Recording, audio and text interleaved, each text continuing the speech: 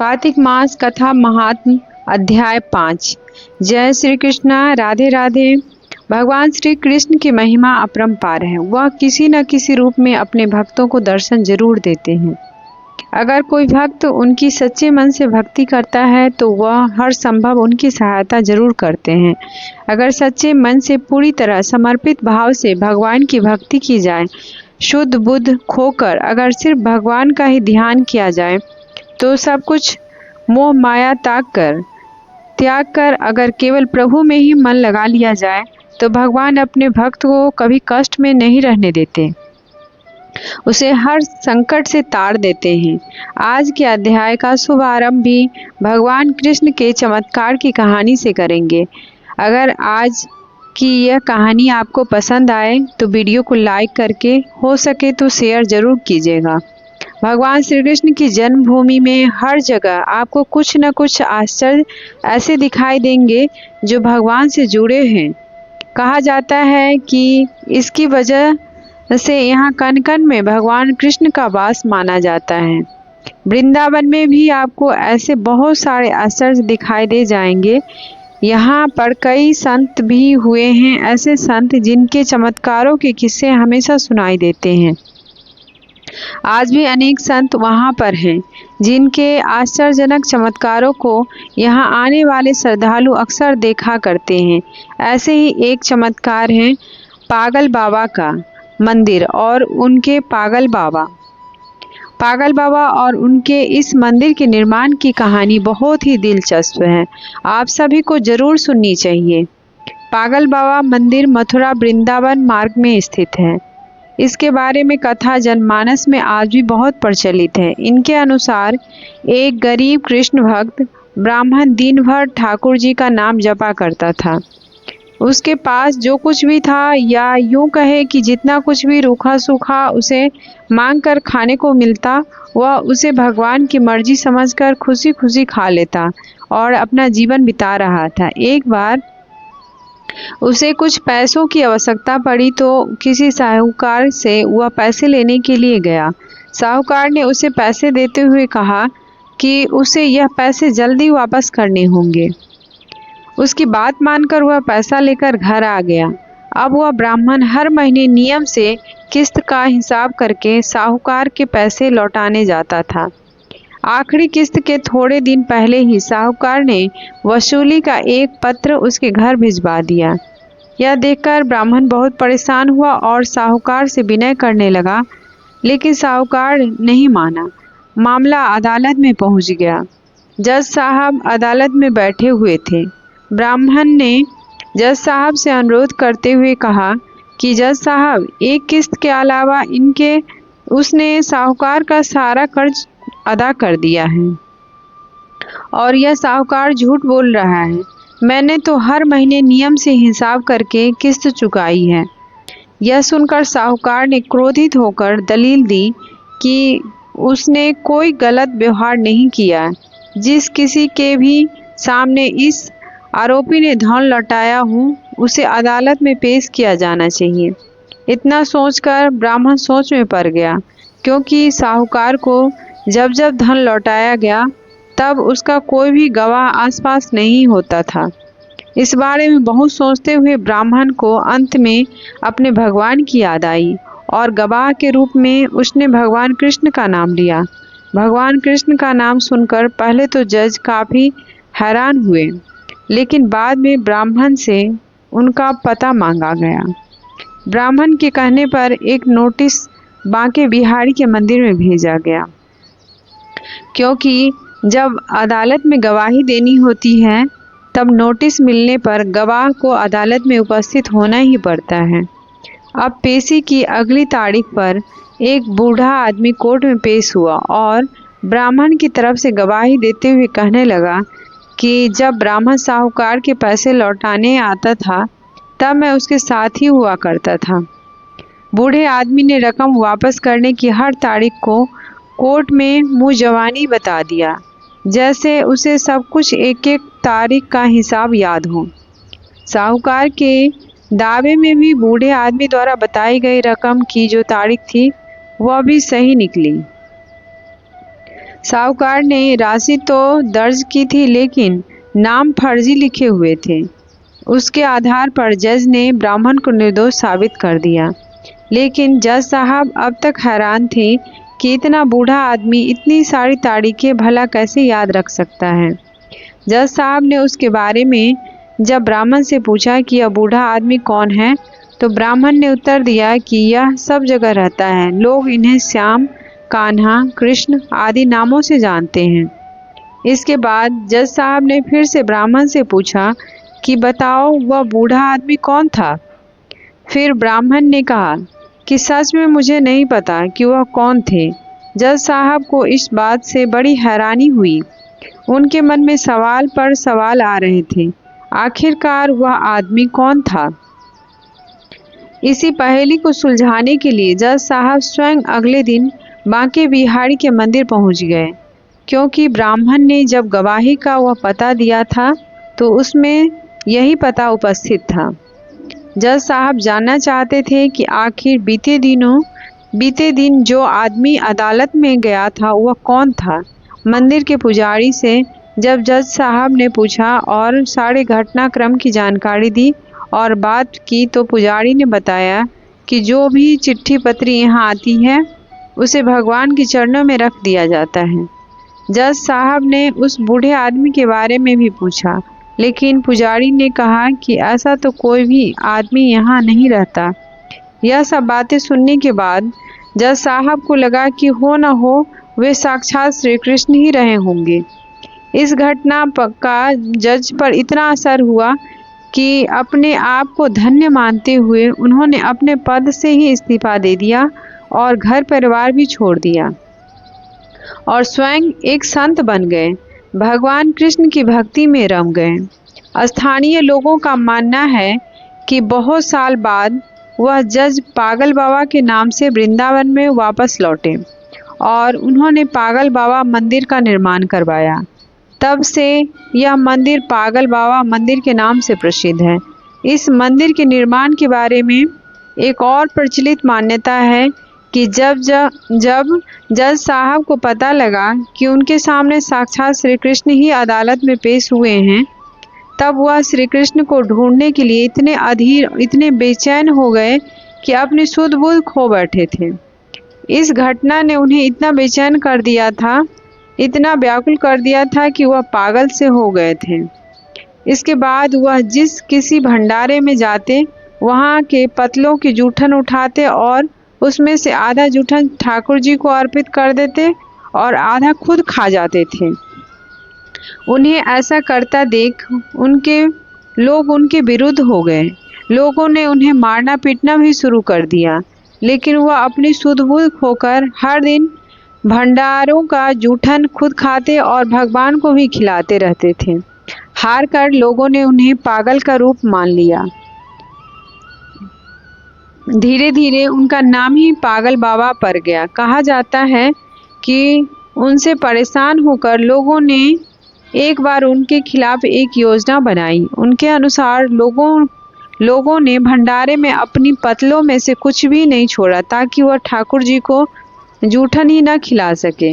लेकिन पागल बाबा तो आखिर पागल बाबा ठहरे। उन्होंने जो सारी पतलों में से पोंछ कर जितनी भी जूठन हो पाई उन सब का एक निवाला बना लिया और अपने मुंह में डाल लिया।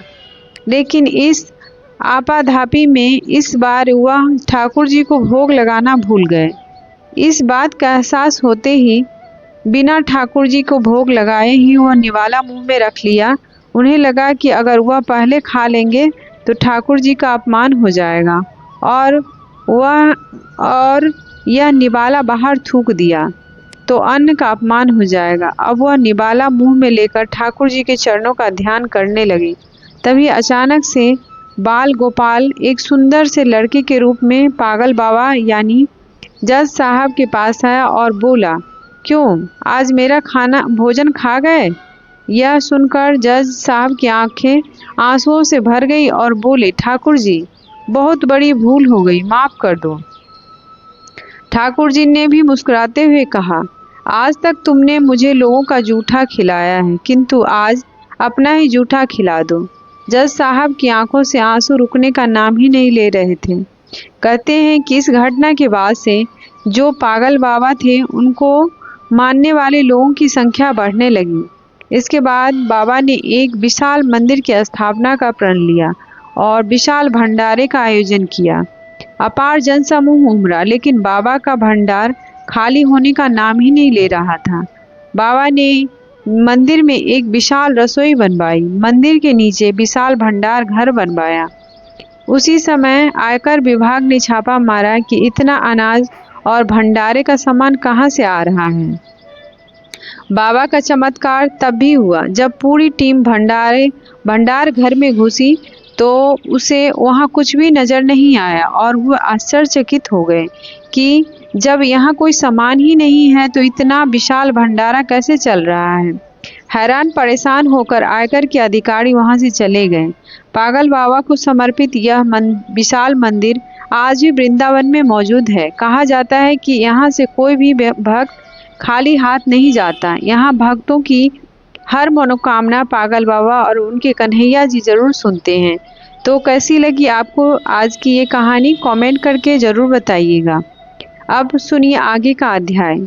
इससे पहले के अध्याय में जब भगवान श्री कृष्ण ने सत्यभामा जी को उनके पूर्व जन्म का वृतांत सुनाया, तब यह कथा सुनकर समस्त ऋषि मुनियों ने श्री सूत जी महाराज से कहा, हे सूत जी महाराज, अब आप कृपा करके कार्तिक मास और तुलसी जी के महात्म का भी वर्णन कीजिए। तब सूत जी बोले, हे ऋषियों, जो प्रश्न आपने मुझसे किया है यही प्रश्न राजा पृथु ने नारद मुनि से किया था और जो उत्तर नारद जी ने महाराज पृथु को दिया था वही आज मैं आपको सुना रहा हूँ। सो आप सब एकाग्रचित्त होकर सुनो।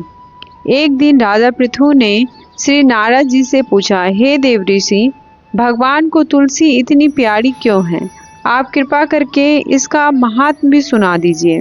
राजा पृथु की बात सुनकर देव ऋषि नारद कहने लगे, एक समय देवराज इंद्र बहुत से देवताओं और अप्सराओं सहित देवों के देव श्री महादेव जी के दर्शन के लिए कैलाश पर्वत पर पहुंच गए। वे सभी जब कैलाश पर्वत पर पहुंचे तो उन्होंने भारी आकार और भयंकर नेत्रों वाले एक विशालकाय पुरुष को देखा। तब देवराज इंद्र ने उससे पूछा, तू कौन है और भगवान शिव कहाँ है? देवराज इंद्र के कई बार पूछने पर भी उसने कोई उत्तर नहीं दिया तो देवराज को बड़ा क्रोध आया। मारे क्रोध के देवराज इंद्र ने अपने वज्र उसके कंठ पर दे मारा, जिससे उसका कंठ नीला हो गया, परंतु साथ ही इंद्र का वज्र भी भस्म हो गया। फिर उसकी आंखों में प्रचंड ज्वाला प्रकट हुई। उस समय ऐसा प्रतीत हो रहा था मानो यह ज्वाला देवराज इंद्र सहित सारे संसार को जलाकर भस्म कर देगी। ऐसी भयानक परिस्थिति देख देव गुरु बृहस्पति जी तथा देवराज इंद्र आदि सभी देवता नतमस्तक होकर भगवान शिव की स्तुति करते हुए कहने लगे, हे देवों के देव श्री महादेव, त्रिपुरासुर और अधासुर का विनाश करने वाले, हे त्रिपुरारी अग्निहारी, आपको बारंबार नमस्कार है। हे सुर नर मुनि सबकी रक्षा करने वाले, आपको नतमस्तक प्रणाम है। देव ऋषि नारद ने कहा, हे राजा पृथु, इस प्रकार देवताओं की स्तुति सुनकर श्री महादेव जी ने समस्त ब्रह्मांड को भस्म कर देने वाली अग्नि को शांत कर लिया और कहने लगे, हे देवता गणों, मैं आप सब की स्तुति सुनकर अत्यंत प्रसन्न हूँ, सो आप सब कोई वर मांगिए।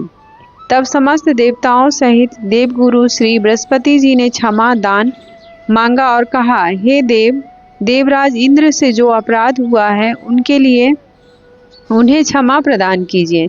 श्री बृहस्पति जी की स्तुति सुनकर पुनः देवाधिदेव महादेव जी कहने लगे, हे इंद्र, मैंने अपराध क्षमा कर दिया और तुम्हें जीवन दान भी दे दिया। हे बृहस्पति जी, आज से आपका एक नाम अमर होगा।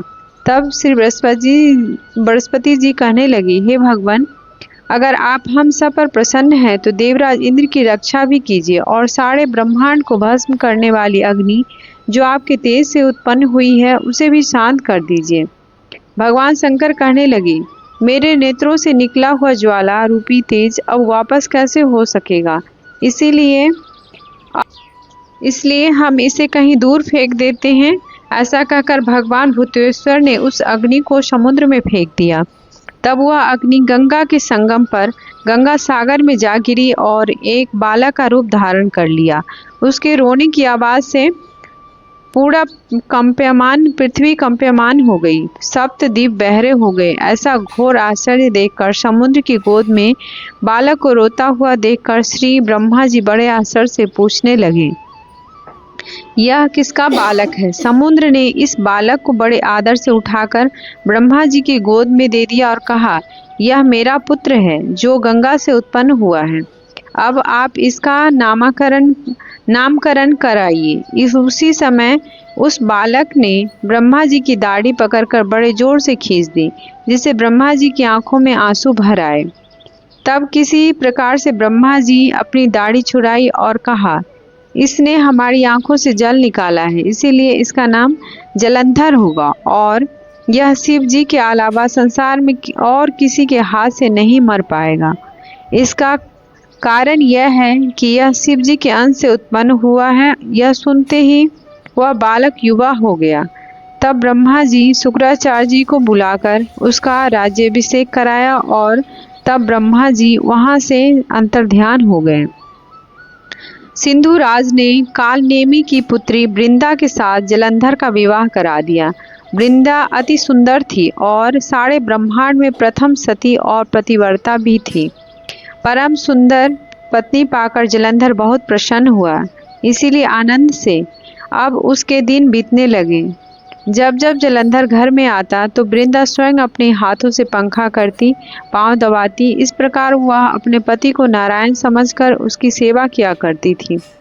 देव ऋषि नारद बोले, हे राजन, अब मैं पतिव्रता स्त्रियों के कुछ लक्षण सुनाता हूँ। पतिव्रता स्त्री अपने पति के दुख में दुखी और पति के सुख में सुखी रहती है। पति के परदेश जाने पर विरह वेदना का अथाह दुख सहन करती है। अपने पति के पाप पुण्य के आधे की भागीदारी होती है। इसीलिए स्त्री अर्धांगिनी कहलाती है। जो स्त्री अपने मृत पति के साथ शमशान भूमि तक जीतने कदम उठाकर जाती है, उसका एक एक कदम पर एक एक यज्ञ का पुण्य फल प्राप्त होता है। ऐसी स्त्री अपने माता पिता और पति तीनों कुलों को पवित्र कर देती है। जिस प्रकार सपेरा सर्प को बिल से बाहर निकाल लेता है, ठीक उसी प्रकार पतिव्रता नारी अपने पति को नरक से निकाल लेती है। जलंधर की कथा पर वापस आते हुए देव ऋषि नारद ने आगे कहा, हे राजा पृथु, देवताओं के भय से भयभीत होकर जो दैत्य पातालोक में भाग गए थे, वो जलंधर के अभय पाकर फिर से पृथ्वी पर आकर निर्भय घूमने लगे। उसी समय जलंधर ने राहु के कटे हुए सिर को देखा और उसने शुक्राचार्य जी से इसका रहस्य पूछा। तब उन्होंने समुद्र मंथन के समय देवताओं द्वारा अमृत को छले जाने का वृतांत उसे कह सुनाया। इस प्रकार अपने पिता का मंथन और देवताओं द्वारा दैत्यों का अपमान सुनकर जलंधर को बड़ा क्रोध आया। क्रोध में भरे हुए जलंधर ने अपने एक दूत को बुलाया और देवताओं के पास भेजा। दूत ने न तो अपना मस्तक झुकाया और न नमस्कार किया, बल्कि गरज कर कहा, दैत्यराज, जलंधर ने जो कुछ कह भेजा है वह सब कान खोलकर सुन लो। उन्होंने कहा है कि मेरे पिता समुद्र का मंथन करके जो 14 रत्न तुमने लिए हैं उन पर कोई अधिकार नहीं है। भलाई इसी में है कि वे रत्न तुम हमें वापस लौटा दो। दूत के ऐसे अभिमानपूर्ण शब्द सुनकर देवराज इंद्र भयभीत हो गए और विस्मय के साथ बोले, समुद्र देव सदैव हमारे शत्रु दैत्यों की रक्षा करते हैं, इसीलिए हमने जो रत्न लिए हैं उस पर दैत्यों का कोई अधिकार नहीं है। दूत ने देवराज के ऐसे वचन सुनकर वापस लौटकर जलंधर को उत्तर सुना दिया। इसे सुनकर जलंधर को बहुत क्रोध आया और वह देवताओं को जीतने का उपाय सोचने लगा। उसने सभी दिशाओं में दूत भेजकर और पाताल में संदेश देकर समस्त दैत्यों को बुला लिया। शुंभ और निशुंभ को दैत्य दल का सेनापति बना दिया। उन्होंने दैत्य दल सहित नंदन वन में जाकर देवराज इंद्र की अमरपुरी अमरावतीपुरी को चारों ओर से घेर लिया। तब देवराज इंद्र की आज्ञा से देवता भी युद्ध करने के लिए तैयार होकर युद्ध के मैदान में आ डटे। अनेक प्रकार के शस्त्रों से दैत्यों और देवताओं में भीषण युद्ध आरंभ हो गया। दोनों पक्ष एक दूसरे को मारकर गिराने लगे। सब ओर रक्त की धार बहने लगी। मरकर गिरे हुए हाथियों और घोड़ों से पृथ्वी भर गई। जो दैत्य युद्धभूमि में गिरकर मर जाते थे उन्हें शुक्राचार्य अपनी संजीवनी विद्या से जीवित कर देते थे। उधर देवगुरु बृहस्पति भी द्रोणाचल पर्वत की दिव्य जड़ी बूटियों का प्रयोग करके देवताओं को दोबारा जीवित करने लगे।